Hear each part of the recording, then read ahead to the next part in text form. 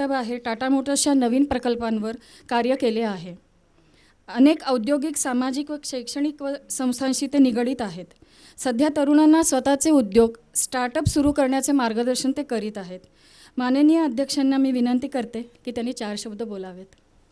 शब्द आणि नाद या दोन्हीवरती निस्सीम प्रेम करणारे रसिक प्रेक्षक हो, नमस्कार. काही वेळेला तुम्हाला भरीस पाडलं जातं आणि आपलीच ओळख नव्याने आपल्याला व्हायला लागते ती माणसांमुळे. अशीच ओळख मला माझी हळूहळू व्हायला लागलेली आहे आणि त्याला कारण म्हणजे सुभाष आणि आनंद लाटकर. मला असं नेहमी वाटत आलेलं आहे की माणसाला बोलण्याची आणि शब्दात व्यक्त करण्याची ही जी शक्ती मिळालेली आहे त्याचा अत्यंत चांगला पुरेपूर उपयोग सुभाषने त्याच्या लेखातनं आणि पुस्तकातनं नक्कीच केलेला आहे.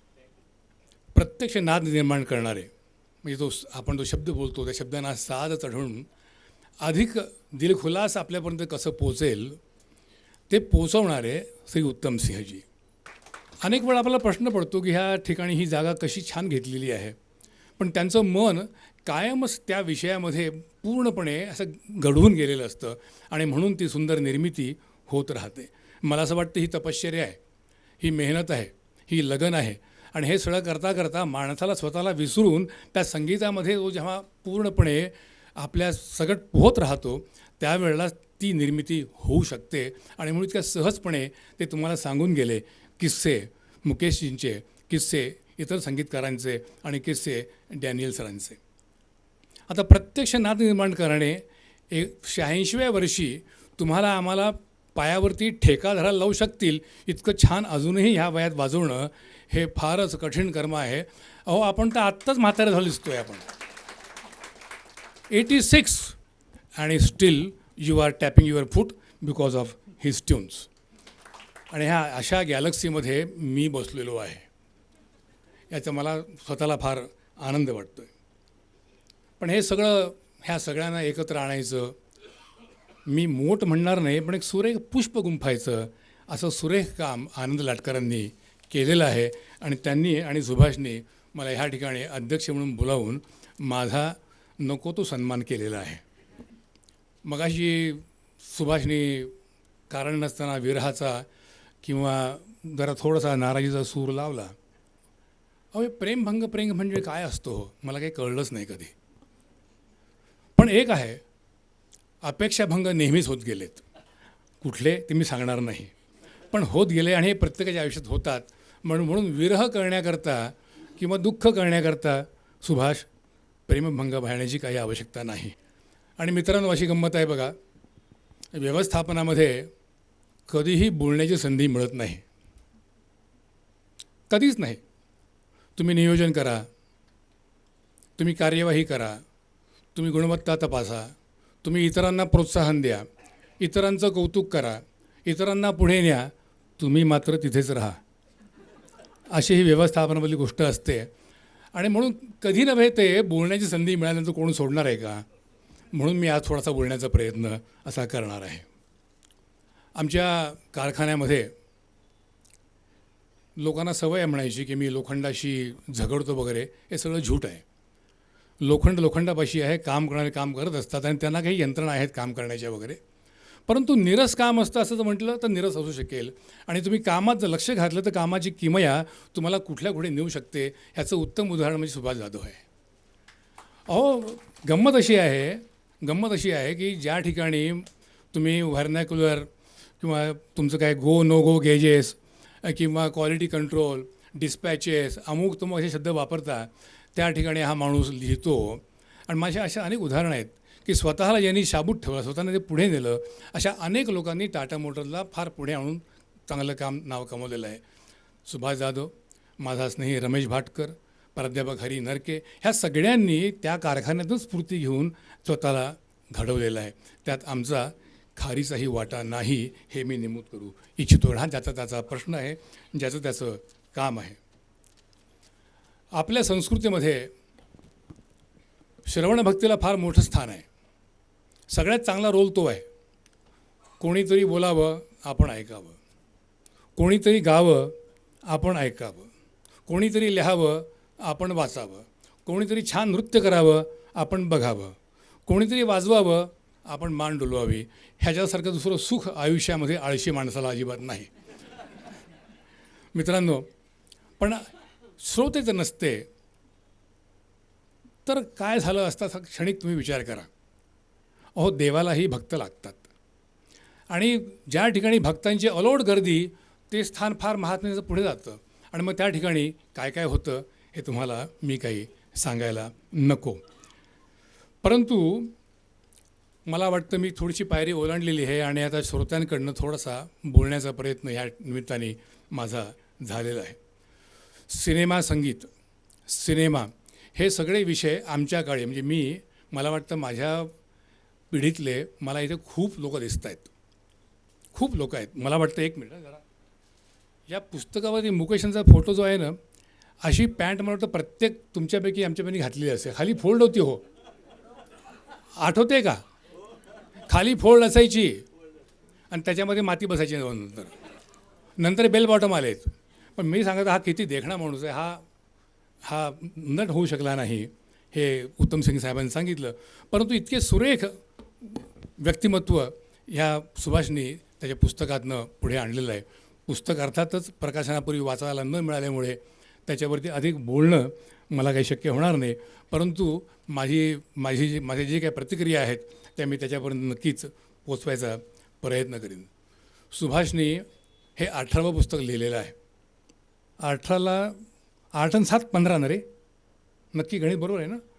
अजून 7 पुस्तकं लिहिलीत की 25 होतील आणि तुझ्या 25व्या पुस्तकाचं प्रकाशन शक्य तेवढे लवकर व्हावं अशी मी इथे अपेक्षा व्यक्त करतो. हो, पहिलं पुस्तकाचं प्रकाशन त्यावेळेला मला वाटतं देवेन वर्मा पण इथे होते आणि फार छान तो समारंभ झाला. आता गंमत अशी आहे की ह्याने मला सांगितलं की सारंगा तेरी याद में हे माझ्या पुस्तकाचं शीर्षक आहे आणि मन भूतकाळात गेलो. आणि त्यावेळी आजच्यासारखे पालक जागरूक नव्हते बरं का इतके. म्हणजे मॅटिनीला जायचो आपण कॉलेज मधून बंक करून. आजकाल तर आईचा आणि वडिलांचा ससे मराच असतो व्हॉट्सॲपवरती वगैरे, किंवा आजकाल GPS पण असतो वाटतं पोरगा कुठे गेला किंवा मुलगी कुठे गेली बघायला. पण आमच्याकडे असं नसल्यामुळे आम्ही मॅटिनीला शो जाऊन बघायचो आणि ही सगळी गाणी आणि सगळे सिनेमे आम्ही त्यावेळेला मनमुराद बघायचो आणि त्याचा परिणाम जो व्हायचा तोच झाला. मार्क कमी मिळायचे आणि अशी सगळी गाणी माझ्या मनात वाजत राहिली आणि तो आवाज मुकेशचा, ते शब्द, ते संगीत, ते स्वर्गीय आनंद माणसाला हा नेहमीच मिळत राहतो. आजकाल हो आम्ही आनंद शोधायला कुठे जातो तुम्हाला माहिती आहे का? मॉलमध्ये जातो. मॉलमध्ये नको त्या वस्तू घेण्याकरता, स्वतःचे पैसे गहाण टाकून दुःखपदरी घेण्याकरता आम्ही मॉलमध्ये आनंद घ्यायला जातो. आम्ही गर्दीत जातो, आम्ही उन्हाळ्यामध्ये फिरायला जातो, आम्ही नको त्यावेळी फिरायला जातो, सगळेच जातो. बाहेर खातो, पोट बिघडून घेतो आणि घरी येतो आणि परत तोंड वाकडं करून बसतो. आनंद घेत नाही आम्ही. पण हे असे जे समारंभ जे आहेत, अशा समारंभामधनं जो आनंद माणसाला मिळतो तो फार महत्त्वाचा आहे. रसिकजन हो, पुण्यात उन्हाळा वाढलेला आहे. कधी नव्हे इतका वाढला आहे. न भूतो म्हणतो मी, भविष्याचं मला काही माहीत नाही. असं म्हणतात की मी लहानपणी नागपूरला असताना आमच्याकडे 42-43 पुण्याची माणसं मे महिन्यामध्ये ब्लँकेट पांघरायचे मला माहिती आहे. परंतु आता कुठल्याही शहराला लाजवेल इतकी उष्णता पुण्यामध्ये वाढलेली आहे. परंतु अशा उष्णतेच्या वेळी सुरेख मोगऱ्याचा सुगंध घेऊन एखादं वाऱ्याची झुळूक यावी तसा हा कार्यक्रम आहे. आपल्याला आणखी काय हवं आयुष्यामध्ये? आनंदच पाहिजे ना. मग तो हा आनंद गाण्यातनं, स्वरातनं आपण घ्यावा अशी मला पूर्ण तुम्हाला विनंती करायची आहे. आणि म्हणून माझ्या मनामध्ये जे गाणं उमटलं त्यावेळेला, माझ्या मनात जे गाणं उमटलं ते झूम झूम कहो नाचो आज, गाओ खुशी के गीत. आणि म्हणून तुला म्हटलं की विरह विसरून जा, अपेक्षाभंग विसरून जा आणि खुशाल छानपैकी गात राहा. मित्रांनो, चित्रपटामध्ये अनेक गाण्यातून आपण ज्याला इंग्रजीमध्ये फिलॉसॉफी म्हणतो, तत्त्वज्ञान खूप छान सांगितलेलं आहे. मोठे मोठे ग्रंथ वाचूनही त्याचं आकलन होणार नाही अशा प्रकारचं छान तत्त्वज्ञान हिंदी, मराठी गाण्यातून आपल्यापर्यंत पोचतं. आता काही गाणी अशी आहेत उदाहरणार्थ, मन रे तू काहे ना धीर धरे. इतकं चंचल मन आपलं आहे, तो सांगतोय तुम्हाला, तो जरा धीर धर. किंवा रुक जाना नहीं तू कहीं हार के. आपण प्रत्येक वेळी फ्रस्ट्रेट होतो आयुष्यामध्ये, आपण हारतो, स्वतःला हारून बसतो. किंवा ते म्हणते हमको मन की शक्ती देना. किंवा जे आजकाल होत नाही, साथी हात बढाना. नेहमीच होतं ते आसू भरी है. किंवा सध्याच्या काळामध्ये चल अकेला चल अकेला ह्याच गोष्टी करायला लागणार आहेत. आणि दुसरं म्हणजे भूली हुई यादो मुझे इतना ना तरसाओ. ही अशी ही गाणी आधी तुम्हाला फिलॉसॉफीच्या मुळापर्यंत घेऊन जातात. मला सुभाषला ते सुचवायचं आहे, आणि ते असं सुचवायचं आहे की ह्या फिलॉसॉफीला किंवा ह्या तत्त्वज्ञानाला असं मग ते एकत्र करून त्याच्यावरती छानसं पुस्तक लिही 25वं. ह्याच्याबद्दल लिहिलं तर ते तत्त्वज्ञान लोकांपर्यंत अत्यंत सुलभपणे पोचेल. लोक ते आचरणात आणतील आणि लोक आपलं जीवन समृद्ध करू शकतील. आणि म्हणून म्हणतो झूम झूम के. धन्यवाद. आज प्रकाशित झालेले सारंगा तेरी याद में व लाटकर प्रकाशनची इतर पुस्तके बाहेर विक्रीसाठी उपलब्ध आहेत. सर्व पुस्तकांवर 20% सवलत आहे. आपण सर्वांनी त्याचा जरूर लाभ घ्यावा. कार्यक्रमाचा शेवट करण्यापूर्वी काही जणांचे आभार मानायचे आहेत. आजचे प्रमुख पाहुणे श्री उत्तम सिंग आपल्या व्यस्त कार्यक्रमातून खास आमच्यासाठी वेळ काढून इथं आले, त्यासाठी त्यांचे मनापासून आभार. सन्माननीय श्री इनॉक डॅनियल्स व अध्यक्ष श्री मनोहर पारळकर इथे येऊन आमचा मान वाढवला, त्याबद्दल आपलेही मनापासून आभार. हॉल उपलब्ध करून दिल्याबद्दल पुणे पत्रकार प्रतिष्ठानचे आभार. फोटोग्राफी व व्हिडिओ शूटिंग करणारे श्री कानेटकर, तसेच मीडियाचे सर्व प्रतिनिधी व सर्व वृत्तपत्रांचे पत्रकार, या सर्वांचे मी आभार मानते. कल्पना मल्टीटेकचे नंदन देऊळकर, प्रमोद देवरुकर व इतर स्टाफ, आमचे वडगावचे युनिट सांभाळणारे श्री वानखेडे व सर्व कर्मचारी वर्ग यांचेही मनापासून आभार. रसिक प्रेक्षक, आपण वेळ काढून इथं सहभागी झालात त्यासाठी आपले सर्वांचे मनापासून आभार. प्रकाशनाचा कार्यक्रम आता संपला आहे. 10 ते 15 मिनिटाच्या विश्रामानंतर आपला पुढील गाण्यांचा कार्यक्रम इथं सादर होईल. धन्यवाद.